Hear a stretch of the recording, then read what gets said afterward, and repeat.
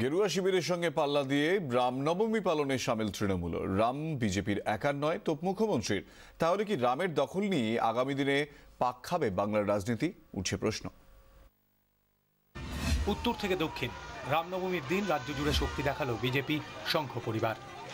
রামনবমীতে নিজেদের প্রোগ্রাম বলে চালাবেন না আর সুরসুরি দেবেন না।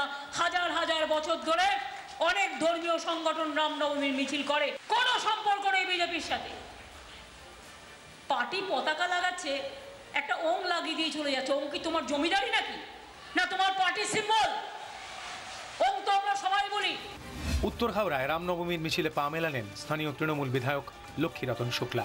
শিলিগুড়িতে নয়াবাজার থেকে পানি ট্যাঙ্কি পর্যন্ত মিছিলে সামিল তৃণমূল পরিচালিত আসানসোল পুর নিগমের উদ্যোগে পালিত হল রামনবমী। রামের জন্মদিনে বীরভূমে হনুমান পুজো করলেন অনুব্রত মণ্ডল। আমরা হনুমান পুজো করছি, আমাদের তো অস্ত্র নেই, আমরা তো হিন্দু। বিজেপি একা হিন্দু নাকি? কর্পোরেশন তরফ থেকে হেল্প করি, লাইটিং অ্যারেঞ্জমেন্ট করি, গান টান, সাংস্কৃতিক অনুষ্ঠান। রাজনৈতিক মহল বলছে রামনবমীকে সামনে রেখে মেরুকরণের চেষ্টায় বিজেপি।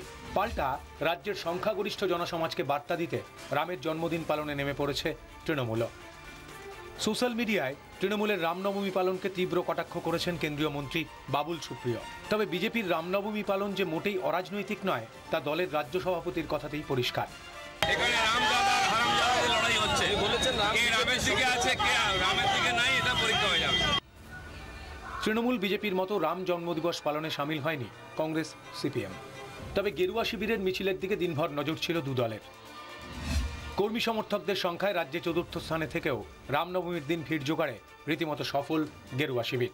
রামনবমীর মিছিলে যাঁরা সামিল হলেন তাঁরা কি এবার ঢুকে পড়লেন বিজেপির ভোট ব্যাংকে? তাহলে ঘর ভাঙল কার, সিপিএম না কংগ্রেসের? এই প্রশ্নই এখন চিন্তায় রাখছে আলিমুদ্দিন বিধান ভবনকে।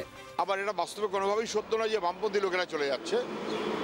একটা মনে করছে দিল্লিতে সরকার হয়েছে, তাহলে তৃণমূলের তলার একটা অংশ এটা তৃণমূলের নেতৃত্ব বুঝতে পারছে। রাজ্য সরকারটা একেবারে দুর্বল জায়গায় আছে, যে কারণে আজ তারা অস্ত্রশস্ত্র নিয়ে, আজকে সোট নিয়ে, তরোয়াল নিয়ে মিছিল করলো পুলিশ পাহারায়। সামনের বছর পঞ্চায়েত নির্বাচন, তারপর লোকসভা ভোট। রামনবমীর সাফল্যে আশাবাদী গেরুয়া শিবির।